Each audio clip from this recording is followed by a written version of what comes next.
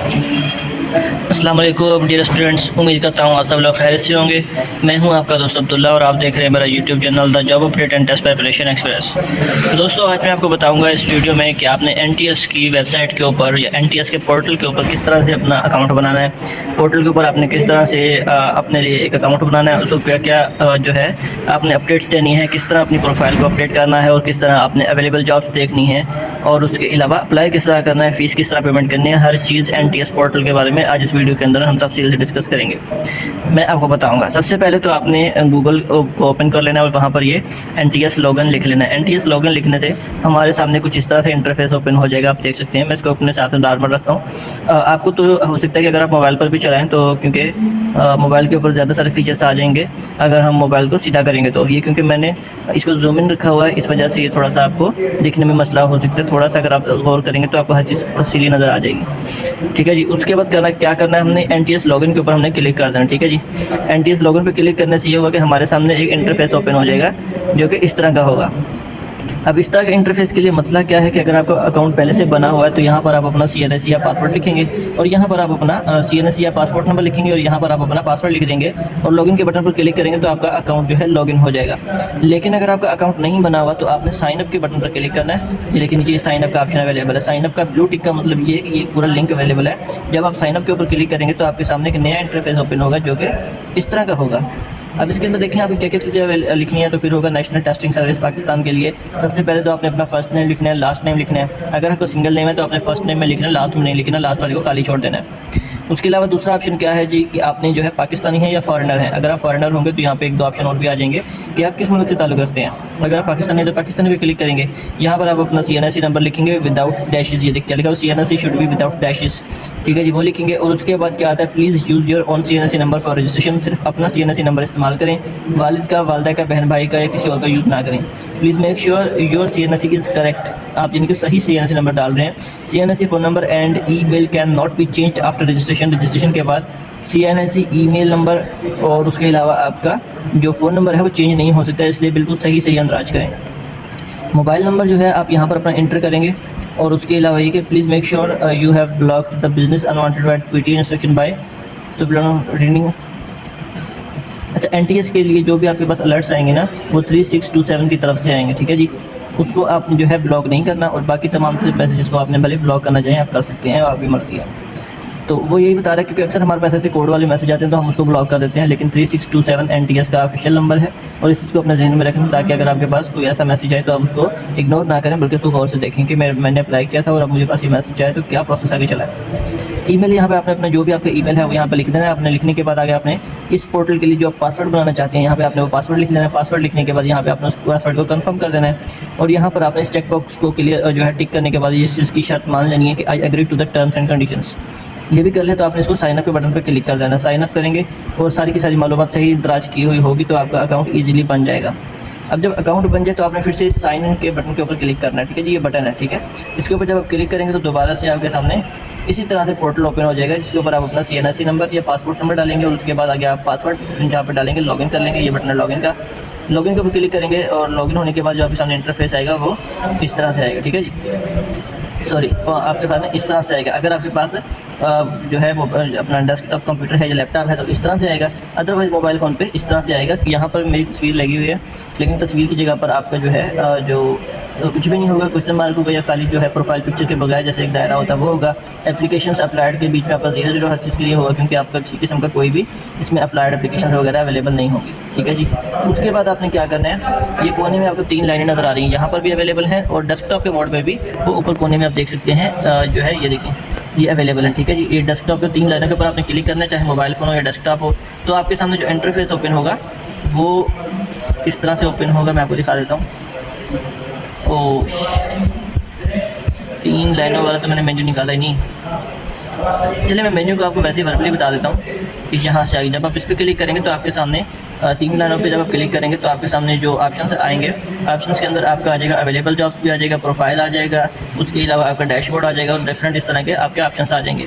सबसे पहले तो आपने प्रोफाइल अपडेट के ऊपर क्लिक करना है। प्रोफाइल अपडेट के ऊपर जैसे ही आप क्लिक करेंगे आपके सामने ये इंटरफेस ओपन होगा, 24 वक्त ओपन हो चुका है। ठीक है, प्रोफाइल अपडेट के लिए सबसे पहले तो आपने अपनी प्रोफाइल पिक्चर अपलोड करनी है। प्रोफाइल पिक्चर के लिए ये चीज़ लाजमी है कि upload maximum file size 5 MB 5 MB से ज़्यादा ना हो। और फ़ोटो का एक जो है फॉर्मेट होता है कि JPG, JPEG और PNG, इसके अलावा कोई और फॉर्मेट ना हो। तस्वीर अपलोड जब हो गई, आपकी ब्राउज़ कर ले तस्वीर को आप अपलोड करेंगे, यहाँ पे तस्वीर शो हो जाएगी। उसके बाद यहाँ पर आपने जो है सेम जो इंस्ट्रक्शंस के साथ CNSE का फ्रंट साइड अपलोड करना है। जब वो भी अपलोड हो जाएगा तो यहाँ पर आप अपना नाम तो ऑलरेडी लिख चुके होंगे। उसके बाद CNSE नंबर भी यहाँ पर कुछ जो आपने डेटा पहले दे दिया रजिस्ट्रेशन के वक्त, वो यहाँ पे आपसे दोबारा रिक्वायर्ड नहीं करेंगे। लेकिन जिन जो चीज़ें आपने वहाँ पर नहीं दी, फॉर सपोज फादर नेम नहीं था, उसमें ईमेल था, तारीख़ पैदाइश नहीं थी, मुस्तकिल एड्रेस नहीं था, ये सारा आप आस्ते आस्ते इसके बीच में फिल करते जाएंगे। और ये देखिए ऑप्शंस में से जाके अपने डोमिसाइल की जब इस ऑप्शन के ऊपर क्लिक करेंगे तो आपके सामने डिफरेंट जो भी प्रोविंसेस हैं वो सारे के सारे आ जाएंगे। गिलगित हो गया, फाटा हो गया, या इस्लामाबाद के लिए अलग से डोमिसाइल बनता है, तो डोमिसाइल की जो भी जुडिशरीज हैं वो सारी की सारी आपके सामने आ जाएंगी। सिंध, पंजाब, KP, बलूचिस्तान, सारा जो भी आपका वो आप सिलेक्ट करेंगे। और उसके बाद आता है डोमिसाइल कौन सा ज़िला है आपका, ठीक है जी, district of domicile, gender, blood group अगर आपको पता है तो ठीक है, अदरवाइज इसको छोड़ दें, कोई मसला नहीं है। मज़हब की बात है, उसके बाद अज़वाजी हैसियत और पेशा आपका जो भी प्राइवेट मुलाजिम है या गवर्नमेंट मुलाजिम है या ऐसी नौकर के, इसको आप आगे जा सकते हैं। अगर आप डिसेबल हैं तो आपको यहाँ से डिसेबिलिटी का जो सर्टिफिकेट है वो यहाँ से अटैच करना पड़ेगा। यहाँ से आप इसको जब क्लिक करेंगे तो आप अपने मोबाइल की गैलरी में पहुँच जाएंगे और वहाँ से आपके पास सर्टिफिकेट जहाँ पर भी अवेलेबल होगा आप उसको सिलेक्ट करके यहाँ से अपलोड कर देंगे। आगे एजुकेशनल डिटेल्स की बात करते हैं, मैं आपको डिटेल्स दिखा देता हूँ। ये हमारे सामने एजुकेशनल डिटेल्स ओपन हो चुके हैं, ठीक है जी। एजुकेशनल डिटेल्स के लिए क्या चीज़ है जी कि सबसे पहले अपने मैट्रिक की डिग्री इसके बीच में आपने ऐड करनी है। मैट्रिक 10 ईयर्स के ऊपर क्लिक करेंगे, उसके बाद आगे मैट्रिक के ऊपर क्लिक करेंगे। डिसिप्लिन को SSC सेलेक्ट करना होता है, यहाँ पर सिलेक्टेड नहीं है, ठीक है जी। उसके बाद ये सारा कुछ कर लिया। उसके बाद आता है आपका परसेंटेज, जो सवाल भी आपसे पूछे जा रहे हों। बोर्ड या यूनिवर्सिटी में आप हमेशा अपने सेंट्रल बोर्ड का नाम लिखते हैं जिस बोर्ड से आपको डिग्री मिली हुई है। मैट्रिक के बाद इंटर के बाद आपकी इस तरह BSc, BS के बाद MSc या BS जो भी आपकी एजुकेशन है वो सारी की सारी आप 1 बाय 1 यहाँ पर ऐड करते जाएंगे। ऐड करने के बाद ये देखें ऐड एजुकेशन, पहले आपने यहाँ से जो चीज़ आपके सामने सिर्फ एक ही ये ऑप्शन अवेलेबल होगा कि सिर्फ 1, ठीक है। जब आपने ये मैट्रिक क्लियर कर लिया, इंटर आपने किया हुआ, तो आप यहाँ से ऐड एजुकेशन के ऊपर क्लिक करेंगे। ऐड के ऊपर क्लिक करने के बाद आपके सामने एक और इंटरफेस इसी तरह का अवेलेबल होगा, उसके अंदर आप इंटर की सारी डिटेल्स पुट कर देंगे। पुट करने के बाद आप यहाँ से दोबारा ऐड एजुकेशन करेंगे। ऐड एजुकेशन करने के बाद आप यहाँ से ADS, BSc, BA, BCom जो भी आपकी एजुकेशन है वो पुट कर देंगे। दोबारा से इसके ऊपर ऐड एजुकेशन के ऊपर क्लिक करेंगे। आपकी BS है तो आप BS सारी पुट करेंगे, फिर दोबारा से ऐड एजुकेशन। इसी तरह आगे 1 बाय 1 सारी डिग्रियां ऐड करते जाएंगे और ऐड एजुकेशन के ज़रिए हम सारे कुछ करते जाएंगे। आपकी जो भी यानी कि कंप्यूटर जो सर्टिफिकेट्स हैं, डिप्लोमा हैं और डिग्रीज़ हैं और स्पेशलाइज्ड कोर्सेज हैं, जो भी सारे कुछ आप यहाँ से 1 बाय 1 हर चीज़ ऐड कर सकते हैं अकॉर्डिंग टू रिक्वायरमेंट्स, ठीक है। लेकिन सबसे पहले आपने अपनी formal education, matric, inter, graduation और BS, MS जो भी हो सारा वो ऐड करना है। उसके बाद आपने प्रोफेशनल कोर्सेज ऐड करने होते हैं, वो भी हो गया। उसके बाद आता है आपका मुलाजमत का आपको जितने साल का भी एक्सपीरियंस हो आपने 1 बाय 1 वो भी यहाँ पर देना होता है। तो आज ये यहाँ से मैंने इसको जो है हटा दिया, तो उसके लिए ये चीज़ लाजमी है कि आप जो है इसी तरह ही पहले अपनी मुलाजमत की टाइप बताएंगे कि जब गवर्नमेंट एम्प्लॉय हैं या नहीं है, जो भी है इदारे का नाम बताएंगे, डेजिग्नेशन बताएंगे, किस तारीख से किस तारीख तक काम किया वो बताएंगे। उसके बाद ऐड एक्सपीरियंस करके किसी और दूसरे एक्सपीरियंस को ऐड करेंगे, फिर दूसरा, तीसरा, चौथा, इस तरह 1 बाय 1 सारे एक्सपीरियंस ऐड करेंगे। जब आपके सारे एक्सपीरियंस भी ऐड हो जाएंगे तो फिर उसके बाद आपके सामने जो इंटरफेस होगा, यहाँ से आप अपनी पर्सनल इन्फॉर्मेशन के थ्रू प्रोफाइल चेक करेंगे। प्रोफाइल चेक करने में ये देखें मेरी प्रोफाइल 100% बन चुकी है, ठीक है जी। 100% के बाद यहाँ पे आपकी सारी की सारी इन्फॉर्मेशन आ चुकी होगी, name, father name, Gmail, phone number और उसके अलावा आपका ब्लड ग्रुप और उसके अलावा आपका gender, father name, date of birth, nationality, domicile, religion और आपका CNSE का फ्रंट साइड, हर चीज़ यहाँ पर अवेलेबल होगी, ठीक है जी। एड्रेस के अंदर आपका परमानेंट एड्रेस भी अवेलेबल होगा, पोस्टल एड्रेस भी अवेलेबल होगा। वो सारी चीज़ें आप यहाँ से कंफर्म कर लेंगे। उसके बाद आपकी एजुकेशन के लिए फिर भी वेरिफिकेशन के तौर पर आपका यहाँ पर सारे का सारा आ जाएगा कि आपकी क्या क्या एजुकेशन है, कितने साल का एक्सपीरियंस है और सारा कुछ इसके अंदर आ जाएगा, ठीक है जी। उसके बाद आता है हमारे पास अवेलेबल जॉब। जब हम फिर दोबारा से हम इन 3 लाइन के ऊपर क्लिक करेंगे, 3 लाइन के ऊपर, ये 3 लाइनें मैं आपको दिखाता हूँ। ये 3 लाइनों के ऊपर जब हम क्लिक करेंगे तो दोबारा से हमारे सामने वही सारा इस जगह पर जो है 5 या 6 हमारे सामने जो है बटन से शो हो जाएंगे। बटन शो होने से मुराद ये है कि वो लिखा हुआ आ जाएगा कि आप किस यानी कि मेन्यू में जाना चाहते हैं, मेन्यू के कौन से हिस्से में। तो मेन्यू के हिस्सा एक होता है अवेलेबल जॉब्स का, तो सॉरी माई एप्लीकेशंस का। माई एप्लीकेशंस का आपके लिए तो बिल्कुल 0 होगा। 0 से मुराद ये कि आपने कोई भी एप्लीकेशन अब तक क्योंकि फिल नहीं की होगी, जिन्होंने फिल की होगी उनका रिकॉर्ड बैक का जो भी उन्होंने पहले यानी कि प्रीवियस रिकॉर्ड होगा वो यहाँ पर अवेलेबल होगा। तो फिलहाल इसको आगे करते हैं, मैं आपको ये बाद में बताऊँगा कि ये क्या तरीकाकार है। ये इस यानी कि जो है माई एप्लीकेशंस के नीचे होगा अवेलेबल जॉब्स, ओपन एप्लीकेशंस के नाम से, ठीक है जी। ओपन एप्लीकेशंस के अंदर आपने ये देखिए ये चीज़ अवेलेबल हो गई और जो भी यानी कि ओपन प्रोग्राम्स होंगे, जो भी ओपन जॉब्स की एडवर्टाइजिंग वगैरह होंगी जो NTS के थ्रू होंगी वो यहाँ पर अवेलेबल होंगी। Fauji fertilizer company limited, apprenticeship program 2025, health and population, ये सारी की सारी जॉब्स जो यहाँ पर अवेलेबल हैं इनमें से हम किसी भी एक को सिलेक्ट कर सकते हैं जिसके अंदर हम अप्लाई करना चाहते हैं या उसकी तमाम तो डिटेल्स लाना चाहते हैं, उस सब कुछ हमें पता चल जाएगी यहीं से, ठीक है जी। तो हम यानी कि इस तरह कर लेने के बाद अब चलते हैं इधर को, ठीक है जी। और सबसे कोने में जो तस्वीर नज़र आ रही है, तस्वीर के ऊपर जब हम क्लिक करेंगे यहाँ से हम अपना ईमेल या फ़ोन नंबर भी चेंज कर सकते हैं, या अगर हम अपने फ़ोन के अंदर या डिवाइस के अंदर दूसरा NTS के पोर्टल लॉगिन करना चाहते हैं तो पहले इसको लॉगआउट करना लाजमी है। लॉगआउट करने के लिए तस्वीर के ऊपर कोने में क्लिक करेंगे, ये दो ऑप्शन में से नीचे दूसरा लॉगआउट का ऑप्शन अवेलेबल है। लॉगआउट के ऊपर क्लिक करेंगे तो हमारा अकाउंट दोबारा से लॉगआउट हो जाएगा। लॉगआउट होने के बाद सबसे अहम चीज़ जो है वो ये है कि ओपन एप्लीकेशंस के अंदर जब हम एक सेकेंड सर्वेलेंस ऑफिसर जी, मैं इसी की बात करता हूँ दोबारा से, ठीक है जी।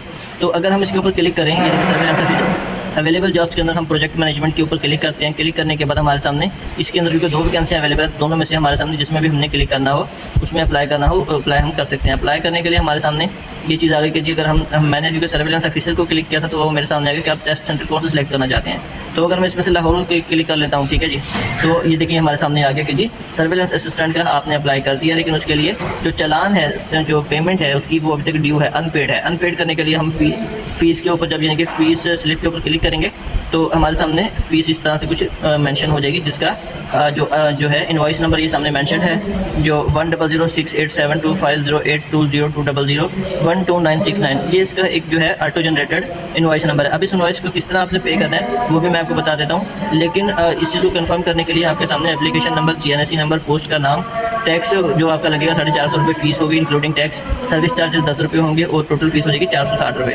अब 460 रुपये आप किसी भी बैंक के अंदर भी पे कर सकते हैं जो कि वन लिंक या वन बिल से कनेक्टेड हो, या आप घर बैठे ऑनलाइन अगर इसमें पे करना चाहते हैं तो इस इनवॉइस नंबर को आप यहीं से कॉपी कर लेंगे, कॉपी करने या लिख लेंगे, कॉपी कर लें या लिख लें, आपकी मर्जी है। उसके बाद जैज़ कैश को ओपन करें। जैज़ कैश को ओपन करने के बाद पेमेंट्स के बटन्स के साथ आखिर में मोर का एक ऑप्शन अवेलेबल होता है। मोर के ऑप्शन पर जब आप क्लिक करेंगे तो बिल्कुल नीचे अगर आप थोड़ा सा इसको स्क्रॉल करें, और जैज़ कैश की ऐप की बात कर रहा हूँ क्योंकि वो आपको जो है वीडियो अलाउ नहीं करता, ना ही जो है स्क्रीनशॉट अलाउ करता है, इस वजह से मैं आपको वर्बली बता रहा हूँ।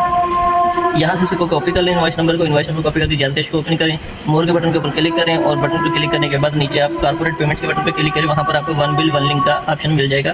उसको क्लिक करेंगे तो वो आपसे इसी तरह इनवॉइस नंबर के 14 डिजिट्स मांगेगा। तो अगर आप वहाँ पे जैसी 19 डिजिट्स को जैसे आप यहाँ से कॉपी किया वो वहाँ पर पेस्ट करेंगे और आगे फॉरवर्ड के बटन पर क्लिक करेंगे। नेक्स्ट के बटन पर क्लिक करने के बाद आपके सामने सारी का सारा आ जाएगा पूरी डिटेल्स के साथ कि आपका नाम क्या है और वो सारी की सारी डिटेल्स, ताकि आपको ये चीज़ कंफर्म हो जाए कि वाकई इनवॉइस नंबर में कोई डिजिट भी रॉन्ग नहीं है और जो फीस आप पेमेंट करने जा रहे हैं वो आप ही के लिए फीस पेमेंट होगी। 460 रुपये के लिए फ़ौरन आ जाएगा, 460 रुपये आपके अकाउंट से काटे जाएंगे। आप उसको नेक्स्ट करेंगे और उसके बाद अपना MPIN कोड दर्ज करेंगे तो आपका ऑनलाइन अप्लाई हो जाएगा। जैसे ही ऑनलाइन अप्लाई होगा आप वापस यहाँ पर आएंगे, वापस आने के बाद आपको अपना यहाँ से चेक पेमेंट स्टेटस को चेक करेंगे। यहाँ से अनपेड की जगह पर ये देखिए जो पेमेंट फीस जो पेमेंट हो चुकी है वहाँ पर पेड का ऑप्शन आ जाएगा।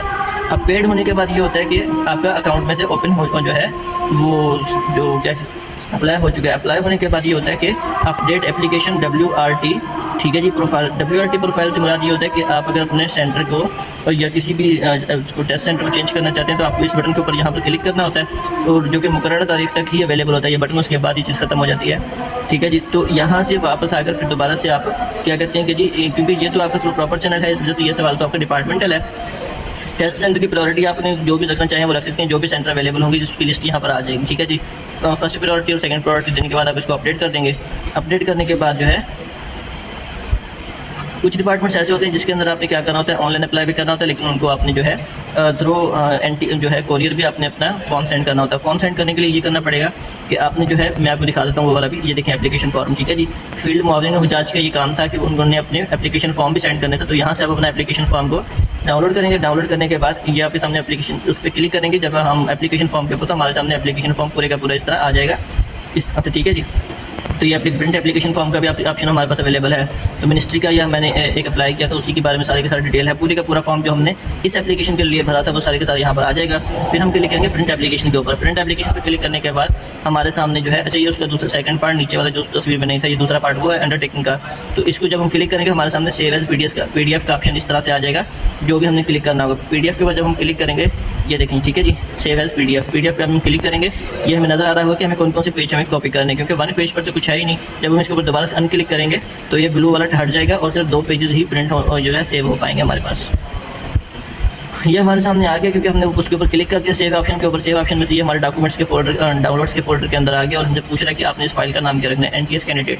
तो हम इसको यहीं पे ऐसे ही सेव करते हैं अगर फॉर सपोज। तो ये जाएगा कहाँ पर ये फिर आप अपने मोबाइल फ़ोन के फोल्डर्स के ऑप्शन के अंदर जब आप जाते हैं, फोल्डर के ऑप्शन के अंदर ओपन करने के बाद आपका ये आ गया जी डॉक्यूमेंट्स के ऑप्शन। डॉक्यूमेंट्स के ऑप्शन के अंदर जैसे ही आप उसको ओपन करेंगे तो ये हमारे सामने हमारे सबसे डॉक्यूमेंट्स को ओपन करते सारी ऑल डॉक्यूमेंट्स के ऊपर क्लिक करेंगे। टुडे के अंदर आपका एनटीएस कैंडिडेट पोर्टल आ गया होगा।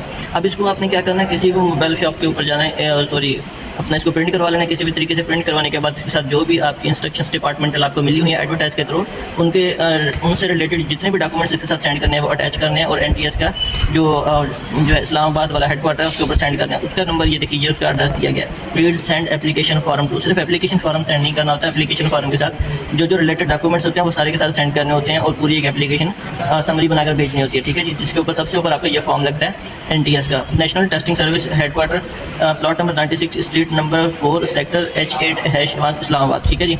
तो दोस्तों ये थी इस जॉब की तमाम अप्लाई करने की तमाम डिटेल्स। इस तरह की और इन्फॉर्मेटिव वीडियो देखने के लिए हमारे चैनल को लाइक करें, शेयर करें, सब्सक्राइब करें। मिलते हैं इंशाल्लाह नेक्स्ट वीडियो में, तब तक अपना ख्याल रखिएगा। अल्लाह हाफिज़।